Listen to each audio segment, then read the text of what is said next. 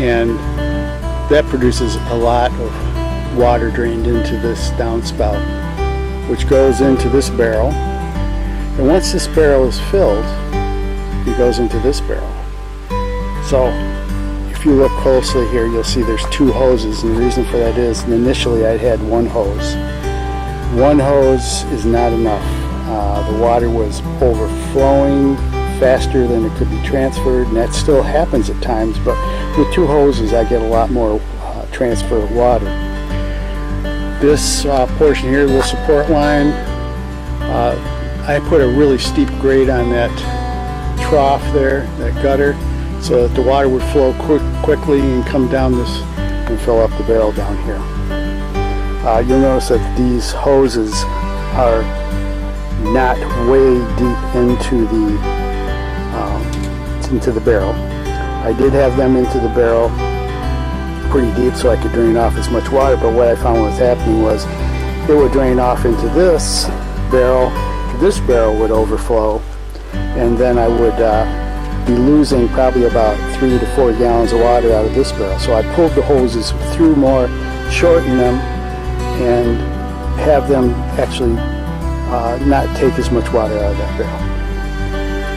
And so we're water harvesting here. These are 30-gallon drums each, and I gotta tell you, I could probably fill up, on a good rain, I could probably fill up 10 of these. I could string those out and fill up 10 barrels and have a significant amount of water. We have another one on the other side of the house.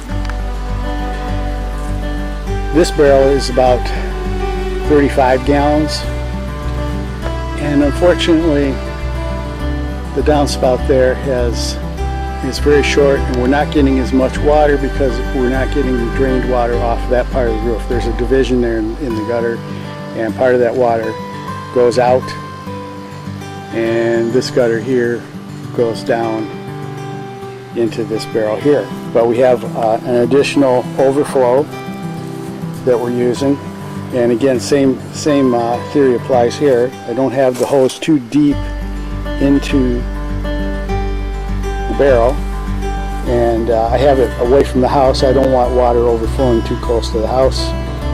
I don't want to end up in the basement, and so this cart fills up as well. And so when it's really dry, we can use the cart for other things, but when it's wet and we're getting rain, it fills it up pretty good. One of the key things is, you'll see here, that the hose is below the lip level. You just can't run it over the top of the barrel. The hose will never fill up with water, and it will never siphon off. You got to make sure and try and keep your hoses clean. Sometimes little bugs and things get in there, so you got to clean them out, and so that they'll flow into the other one. And the same story on the other barrels is that the hoses have to be below the level of the lip of the barrel so that water can flow, fill up the hose and flow out. And it happens automatically. If your hoses are clean, that water will flow freely. You don't have to be out here doing anything. It just takes off on its own. It's an awesome thing to see because it's so simple. So I encourage everyone, when you get a chance, if you have the resources and the need for water, we water our garden with this. You should try and set up these barrels and save water.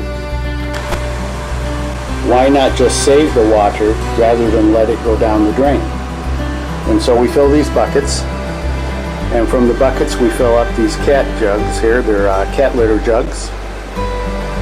We take those out, we water our garden with it, because water is so expensive here where we live. It really is prohibitive to use a outside faucet to water our garden. Plus there's chlorine and chloramine in the water. This is basically just water out of the air, and we use it, and it works pretty good. And if we have intermittent rains, we can actually build up a lot of water down here. Right now we're a little bit low. You can see these buckets are empty. I've used them already. Those buckets have been emptied. That one's full. Those are empty. So I've taken out a great deal of water out of the basement here.